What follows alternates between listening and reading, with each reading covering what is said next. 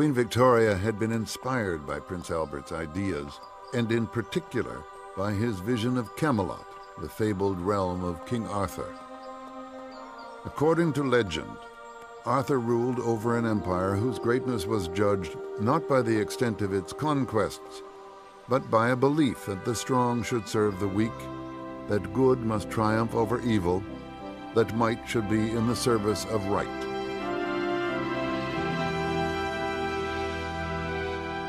Albert hoped that these principles would be the guiding light for Victoria and for her people. But in the coming years, that dream would be shattered as the Queen, alone and more vulnerable, allowed the empire to take a very different path, a path which would lead her to the betrayal of Albert's ideals. Victoria changed after Albert's death. In Albert's day, his feeling of civilizing the world meant bringing trade and education and progress and better standards of living to people. Victoria became less interested in that. Victoria wanted England to be dominant, to be preeminent. She thought it was the destiny of Britain to rule as much of the world as possible. Victoria's empire had come about more by accident than by design.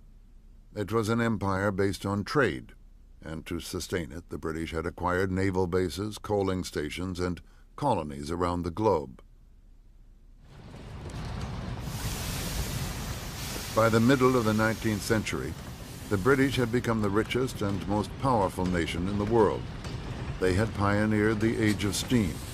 They made more than half the world's industrial goods, and 3/4 of the world's trade was carried in British ships.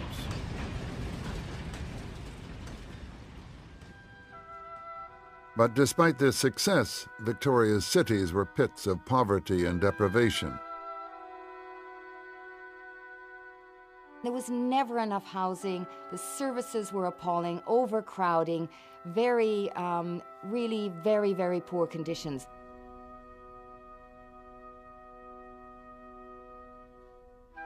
It was very easy for many just to lock themselves away and not to notice. Even in a great city like London, so many living in great houses could just shut their eyes to the huge disparities in wealth that industrialization was throwing up.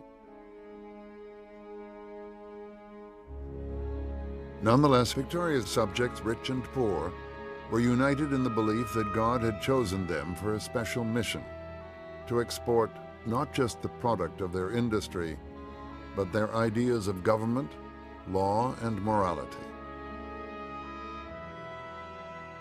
Britain is a democracy, and the British people wish to know why their government is behaving in a certain way. If it is acquiring more territory, if it is fighting wars, then they like to know the reason. And the simple reason is development of the older idea of Britain as the agent of civilization. Britain is bringing peace and order and stability to the world, to distant regions. In the Victorian mind, nowhere was this civilizing mission more compelling or more dangerous than in Africa. In the mid-19th century, Africa was known as the Dark Continent, its vast interior largely unexplored by white men. It was believed by the Victorians to be a place of pagan worship, of blood sacrifice and tribal conflict.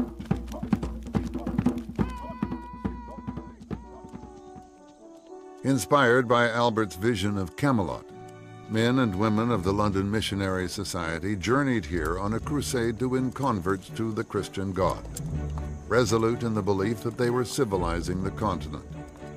They included a man whose journeys into the heart of Africa would make him the most famous explorer of the Victorian age. His name was David Livingstone, a Scotsman. Born into a family of poor but passionate Christians, he worked in a cotton mill from the age of 10 and paid his own way through medical college. As a boy, he was very interested in the world around him, and the numerous stories about him looking for fossils in quarries and interested in the plants and so on. So he had an interest in this natural world, and science, of course, was developing at that time. I suppose that's why he sort of began to feel that he could do something through medicine to relieve suffering and so on. He had heard that you could be a medical missionary, and that's what he said, that's for me. And his father was a bit against this. He said, oh, doctors, they just look for their fees and so on. But he was fired with enthusiasm to take the gospel further. And working as a doctor and a missionary, he wasn't just going to deal with the spiritual side, he'd deal with the bodily side as well. When Livingstone began his travels, the main British possession in Africa was a mere toehold on the southern tip of this vast continent. The port of Cape Town was a staging post on the long sea route to India. British governments had no interest in the interior, which was believed to be just thousands of miles of arid scrubland. But as Livingstone traveled northward to the continent's great central plateau, he discovered a different Africa. The scenery changed dramatically from desert to grassland, with tall trees and exotic wildlife. Livingstone wrote copious notes, documenting all the flora and fauna in minute detail. But it was a less pleasant encounter with the local wildlife that would first make him famous back in England.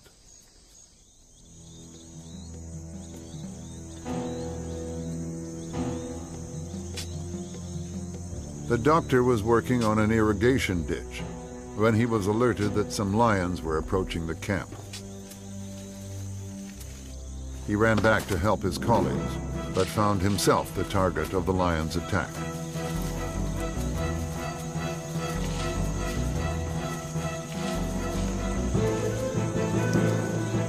He squeezed off one shot, but only grazed the beast. The wounded animal pounced. A native bearer saved his life.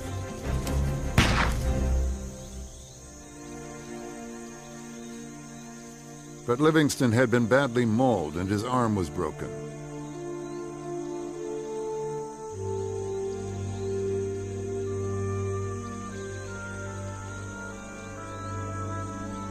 It was a terrible experience. And it wasn't just broken, but you see, it was crushed as well. Miles from medical help, Livingstone treated his own wounds. He even managed to insert a screw into the broken bone. I presume he was putting sticks as splints round and tying it, and what he couldn't do, he would have somebody saying, hold this and tie there and whatnot. Very painful, and of course very difficult to get a good setting in that way. Weeks later, a fellow doctor inspected Livingstone's wound with astonishment. He showed an amount of courage, sagacity, skill and endurance that have scarcely been surpassed in the annals of heroism. Such stories, published by Livingstone and others, reached a wide audience in Europe and America. Readers were inspired not just with a sense of adventure, but with the feeling that they were joining the missionaries in an historic crusade. The missionaries see themselves as the pathfinders of civilization. They are, like Livingstone, they can be explorers. The other value the missionaries have is that they are direct links between empire and the ordinary people. Everyone said prayers in church for their missions. Many churches and chapels supported their own missionary and regularly heard from him and sent money to him. And of course people liked to read about this, and it made them, if you like, feel good. I remember reading a marvellous one which said, think of these unhappy pagans and how much your money can help to bring them to Christ, to redemption, etc., etc.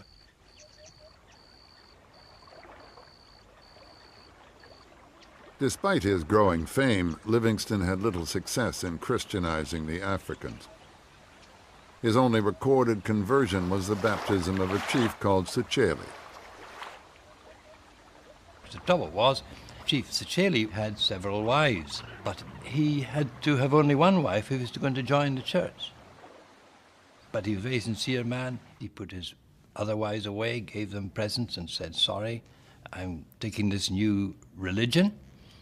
He became a Christian. And that, has been said, was Livingstone's only convert. And then it's said, but he fell by the wayside because within a short time he took one of his wives back. When the chief lapsed, Livingstone was devastated, but he continued his quest to bring medicine and Christianity to Africa. He endured terrible hardships, heat, rain and mud, the constant fear of attack from animals or hostile tribes, of desertion by his own men, and of disease.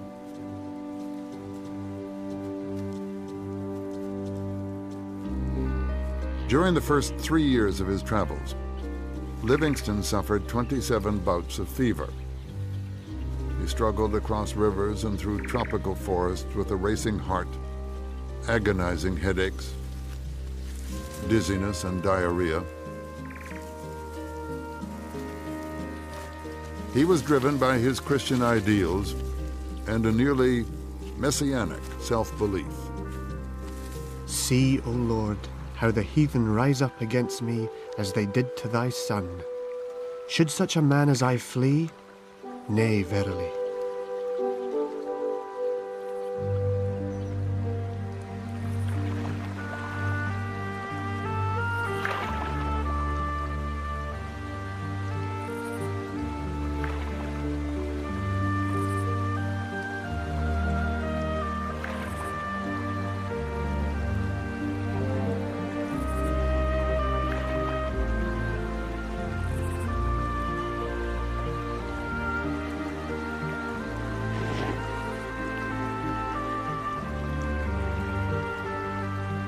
After 15 years of exploration, Livingstone made his most spectacular discovery.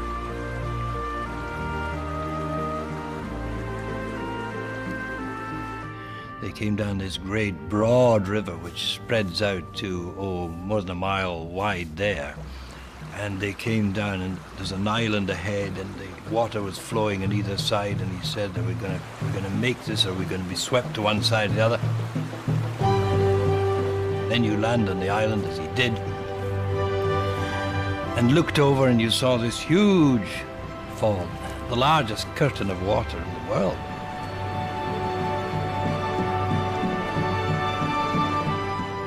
He felt this was a wonder of nature, a wonder of God's creation.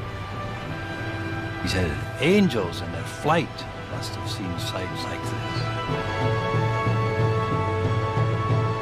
Livingstone named the site in honor of his queen, the Victoria Falls.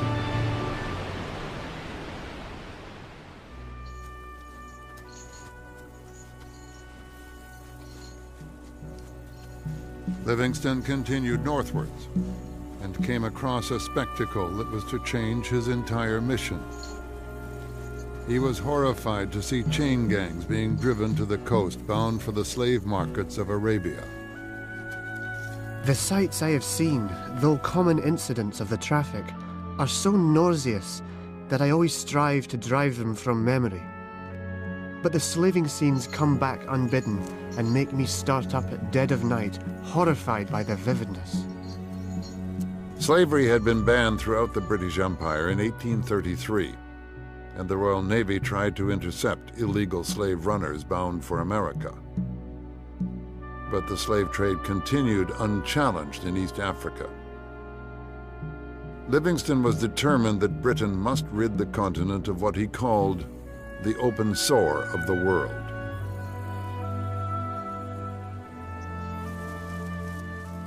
He concluded that the slavers must be tempted into more acceptable ways of making a living, that Africa must be civilized not by force, but by trade. My desire is to open a path into Africa, that civilization, commerce, and Christianity might find their way there. He would devote himself to exploration and attempt to find a route for British trade into the interior. Where commerce led, the cross would surely follow, and with it, he hoped, freedom and justice for the enslaved people of Africa.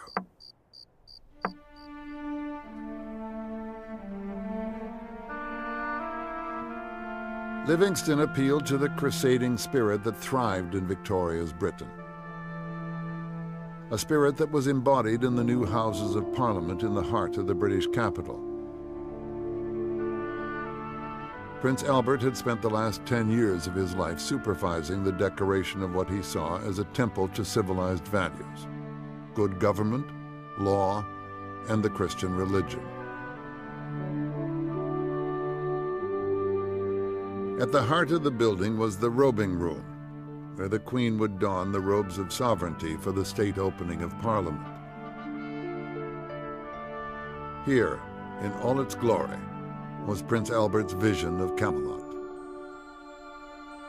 The paintings he commissioned would be a permanent reminder of the legend of King Arthur. These heroic figures were to be role models for soldiers and scientists, the explorers and missionaries who would spread British values around the globe. But how to spread this vision remained a hotly contested question. In the House of Commons, this question was fiercely debated by Parliament's elected members, led by two men whose views of Victoria's empire were diametrically opposed. On the one hand, the conservative Benjamin Disraeli, a passionate advocate of imperial power and glory.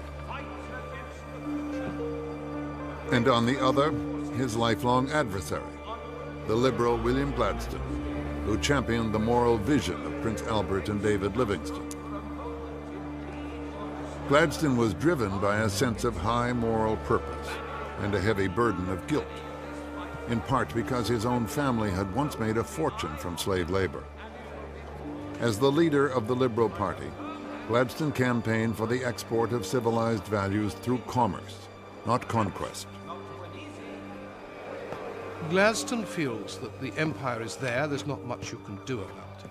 He doesn't want to add to it, and he believes that imperialism is a creed which can contaminate the British people, make them warlike, aggressive, whereas he thinks of a world in which there is universal peace.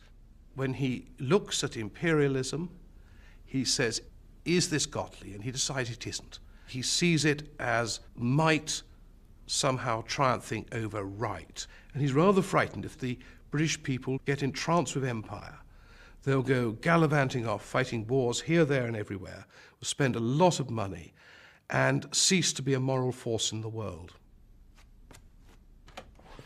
This view was fiercely contested by his great rival, Benjamin Disraeli. Disraeli first moved into the Prime Minister's office in 1867, and for the next 15 years he and Gladstone would alternate in power. Disraeli believed in the expansion of the British Empire. He liked to claim that his ancestors had been rich Venetian merchants trading with the Orient, and this gave him a romantic enthusiasm for imperial adventures. Disraeli viewed the empire as an extraordinary asset. The empire made Britain a great power, a global power, and also enabled it to have plenty of muscle in Europe. And Disraeli, of course, likes the glamour of empire. He sees it bestowing prestige on the country. He eventually hopes that the white colonies will not follow the American course, but remain emotionally tied to Britain, particularly through the person of the Crown. But Victoria was still in deep mourning. Since the death of Prince Albert, she had lost interest in the empire and all other affairs of state. Victoria went into what I called purdah, I think because she felt incompetent to handle being a queen. Albert had done the work for her so long. Albert had done everything, thought out everything for her, arranged everything for her, that she did not feel she was up to it again. the Queen found some consolation with the Scotsman John Brown. She began writing about him a few months after Albert's death. I have an invaluable Highland servant who is my factotum here and takes the most wonderful care of me, combining the offices of groom, footman, page, and maid, I might almost say, as he is so handy about cloaks and shawls. He always leads my pony and always attends me out of doors. I think she also enjoyed his picking her up in his arms and putting her on her horse and taking her off her horse again. For the first time since Albert, she had a strong, brawny man who held her in his arms.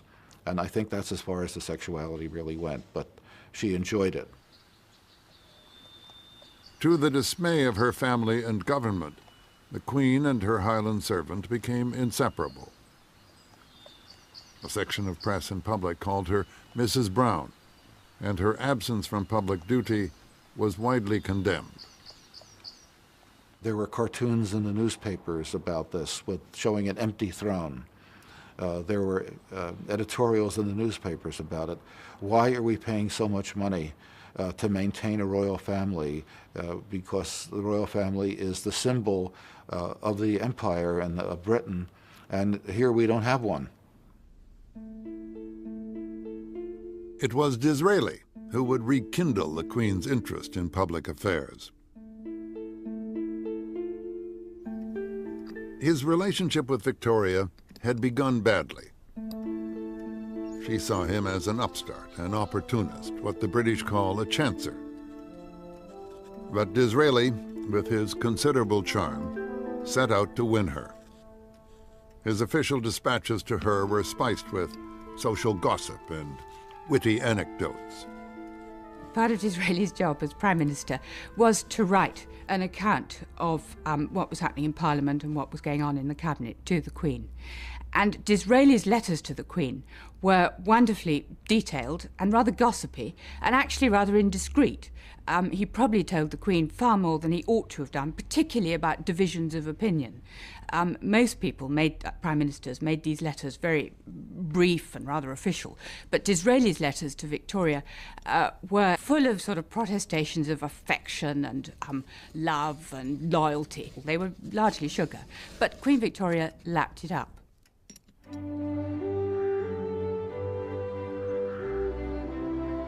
And for once, the Queen was amused. She wrote to her eldest daughter, Vicky. Mr. Disraeli's reports are just like his novels, highly coloured. She'd never had such letters in her life, she declared, and had never before known everything. Her attitude to the upstart underwent a dramatic change. Mr. Disraeli has achieved his present high position entirely by his ability, his wonderful, happy disposition, and I have nothing but praise for him. She sent him primroses that she'd picked herself. In return, Disraeli gave her a set of his novels. Victoria had just published a book of her own, a reminiscence of her days with Prince Albert at their palace in Scotland. Disraeli was awfully good at just saying the tactful remark that Queen Victoria would enjoy. For example, one of the best was Disraeli saying to her, "We authors, ma'am," which was precisely what Victoria longed to hear, that they were both part of the same club of writers. Disraeli bewitched the Queen with his romantic vision of the British Empire. It would have horrified Prince Albert. In the future, Victoria and Disraeli would form a powerful alliance for the imperial cause. But it would be some time before their partnership would bear fruit. Disraeli's first term as Prime Minister lasted less than a year. When he was voted out of office, the Queen had to send for the leader of the Liberals, Gladstone.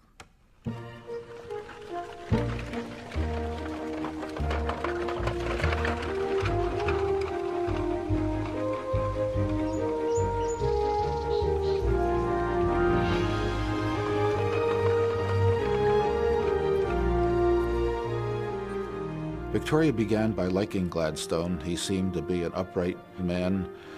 He was ambitious, but he was also extremely smart. Prince Albert had warmly approved of Gladstone.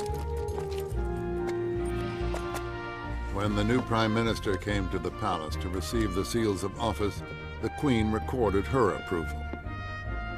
He is very agreeable, so quiet and intellectual, with such a knowledge of all subjects, and is such a good man. But her satisfaction did not last. Gladstone embarked on a whirlwind of liberal reforms that revived conservative instincts in the Queen that had been dormant while Albert was alive. Mr. Gladstone is a very dangerous man, and so very arrogant, tyrannical and obstinate, with no knowledge of the world or human nature. All this, and much want of regard towards my feelings, make him a very dangerous and unsatisfactory Premier.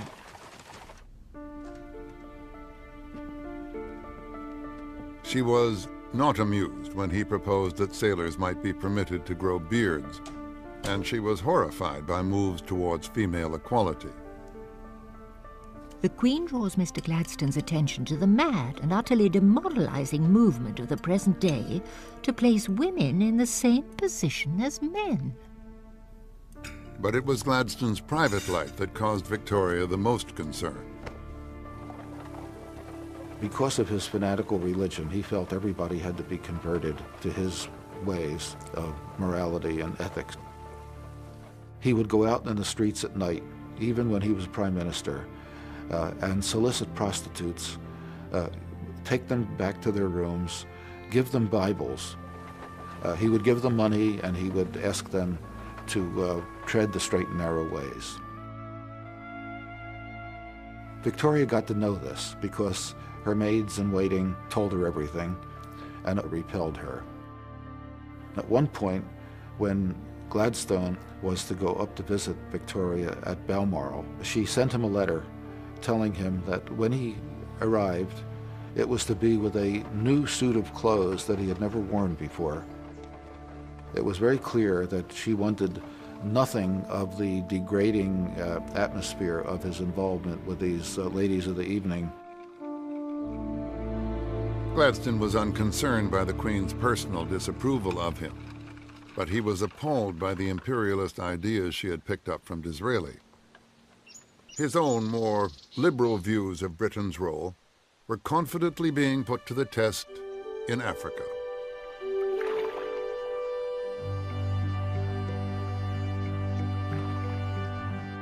David Livingstone had returned to his dark continent. This time he had been sent on an official mission to find a trading route into the interior and to achieve his dream of combining commerce, civilization, and the Christian religion.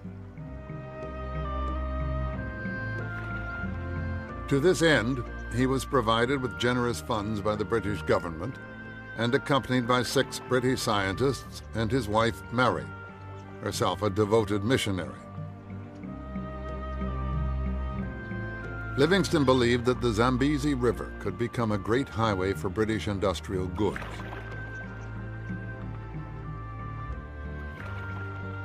But as they voyaged along the river, the expedition ran into dangerous rapids.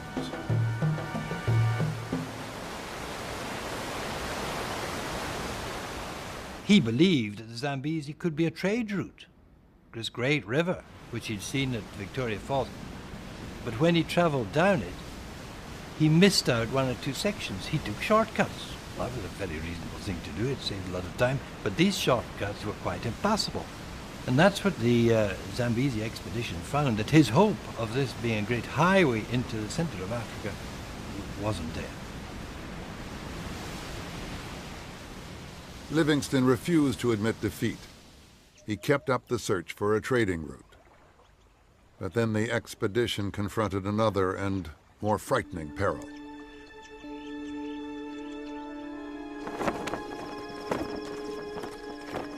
Despite repeated attacks of malaria, Livingstone had dismissed the danger of disease. I apprehend no great mortality among missionaries, men of education and prudence who can, if they will, adopt proper hygienic precautions. But this optimism was to lead to tragedy. Mary Livingstone was one of the first to go down with a fever. On the 29th of April, 1862, Livingstone wrote to his mother, "My beloved partner, whom I loved and treasured so much for 18 years, is with Jesus. She was a good wife, a good mother, and a good Christian. I feel greatly distressed and weep bitter tears."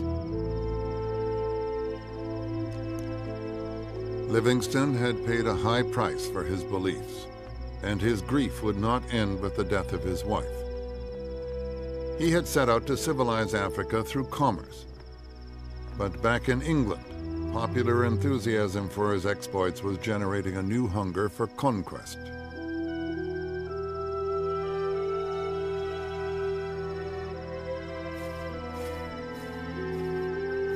Livingstone's expedition had failed.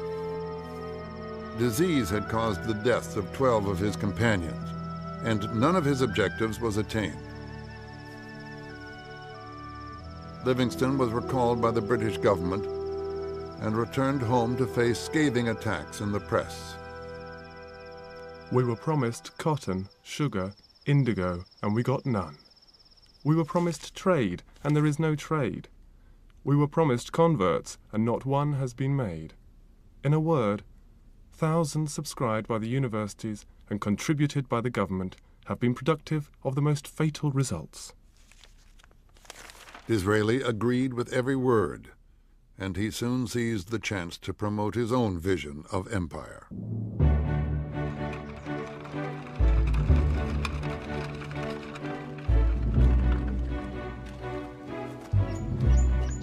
When he won the next election, the Queen greeted his victory with delight. I saw Mr. Disraeli at 2:45 today. He knelt down and kissed hands, saying, "I plight my troth to the kindest of mistresses." The silver-tongued charmer was back in office. As he had once confided to a friend, "You have heard me called a flatterer, and it is true. Everyone likes flattery, and when you come to royalty, you should lay it on with a trowel." Disraeli always loved the company of women, and he was very good at flattering women. And I think with Queen Victoria, he was able to see that she was lonely. And Disraeli was able to charm her and to flatter her.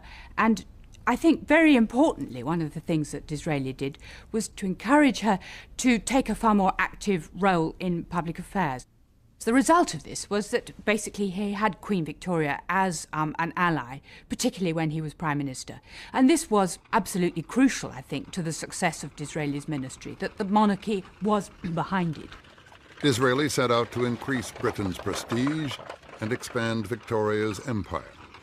And within a year of taking office, fate dealt him a brilliant opportunity. Just 5 years before, the Suez Canal had been carved through the Egyptian desert. It permitted ocean-going ships to pass between the Mediterranean and the Red Sea, linking Europe and the East. For Britain, it was the lifeline to her greatest imperial possession.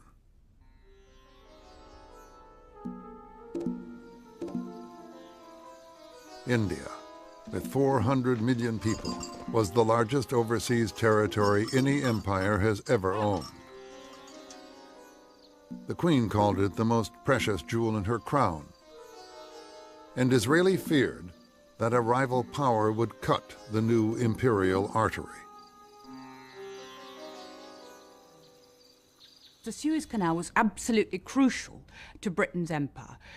Suez was the jugular vein, if you like, of the British Empire. It was through the Suez Canal that the route to India, the short route to India, which was so strategically important, happened. So for Disraeli, it was very important, and he was quite right in this, I think, that Britain should have a controlling influence over the Suez Canal. The shares in the Suez Canal Company were owned by a number of French investors and the ruler of Egypt, the Khedive. The Khedive had spent Egypt's wealth on palaces, museums, and railways. Now he was deep in debt to banks in London and Paris. The canal showed no prospect of paying a dividend for years, and he desperately needed funds. In 1875, he made a secret offer to the British. Disraeli wrote urgently to the Queen.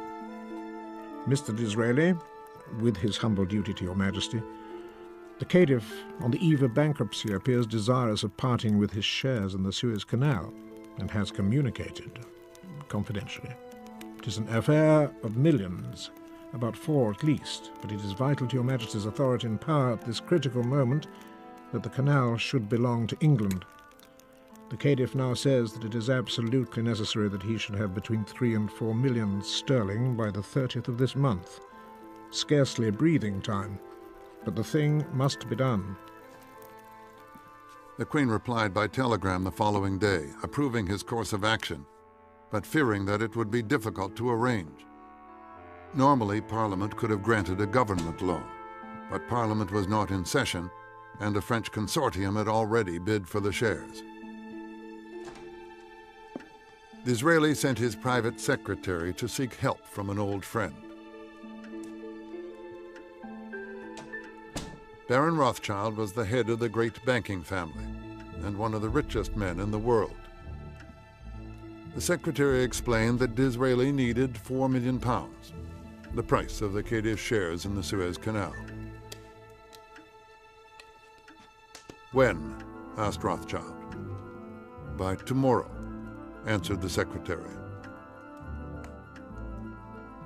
Rothschild picked up a grape, spat out the pits, and said, "What is your security?" "The British government," was the reply. "You shall have it," said the Baron. Disraeli wrote to the Queen in triumph, It is just settled. You have it, madam. The French government has been outgeneraled, and the entire interest of the Khedive is now yours. The Queen was delighted. Disraeli treated her not only as his monarch, but as a woman, and a woman of intelligence.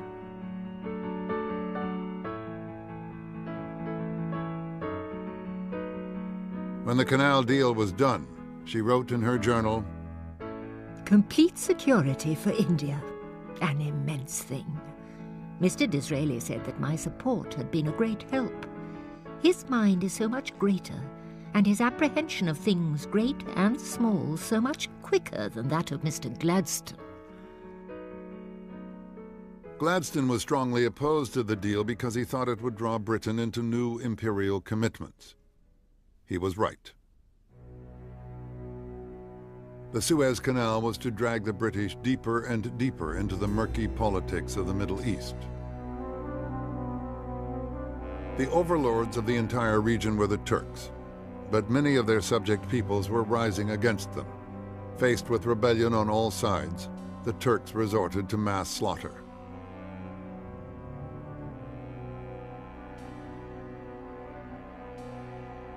Russia backed the rebels, and Disraeli feared that the Turkish Empire would collapse and open the way for the Russians to advance on the Suez Canal. However badly they treated their subjects, Disraeli thought Britain had to support the Turks. But Gladstone thought otherwise. He was no longer the leader of the Liberals. He had retired to his country estate where he relaxed by chopping trees and setting down his thoughts on God. But he was appalled by stories of Turkish atrocities against their Christian subjects. He thought the corrupt and crumbling Turkish Empire should be brought to an end. He laid down his axe, and he took up his pen. There is not a cannibal in the South Sea Islands whose indignation would not arise and overboil at the recital of what has been done.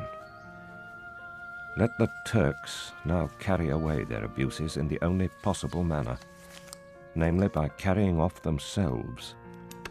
This thorough riddance, this most blessed deliverance, is the only reparation we can make to the memory of those heaps and heaps of dead, to the violated purity alike of matrons, maiden, and of child.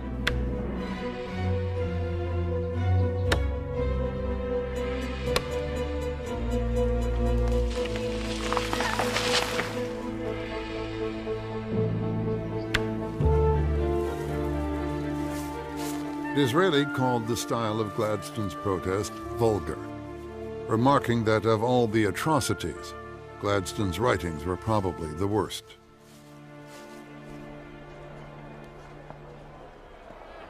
But Gladstone had caught the public mood, and in the House of Commons, Disraeli was forced to choose his words with more care. Our duty at this critical moment is to maintain the Empire of England, nor will we agree to any step, though it may obtain for a moment comparative quiet and a false prosperity, that hazards the existence of empire. Disraeli backed his words with action. As the Russians advanced on the Turkish capital, he dispatched a British fleet, led by the most powerful battleship in the world, HMS Devastation. Public opinion swung to Disraeli's side.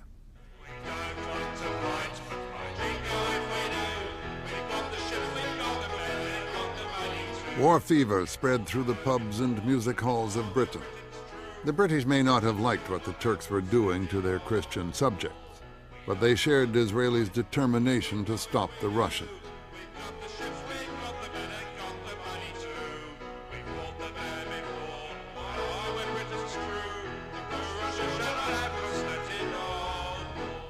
Most ordinary British people see Russia as an antithesis of Britain. Here is Britain, progressive and enlightened. There is Russia, ignorant, backward, ruled by a despot with most of its population in abject slavery as serfs. So there was a sort of great deal of Russophobia in Britain. Russia was just disliked as an odious country. Fearful of war with Britain, the Russians agreed to negotiate. Disraeli set off to attend peace talks.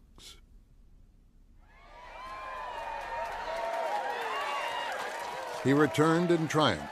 His diplomacy had forced the Russians to halt their advance on the Middle East. The lifeline to India was secured.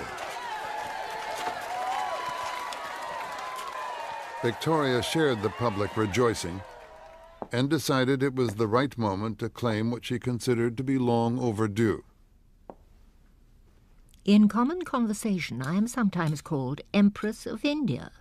Why have I never officially assumed this title? I feel I ought to do so, and wish to have preliminary inquiries made. Disraeli introduced a bill in Parliament to bestow on Victoria the title Queen Empress of India. Gladstone led the opposition, calling the move theatrical bombast and folly. But the title was granted, and the Queen was delighted. She expressed her gratitude by making Disraeli an earl. She was deeply grateful to Disraeli for this. It was, if you like, embellishing the British monarchy.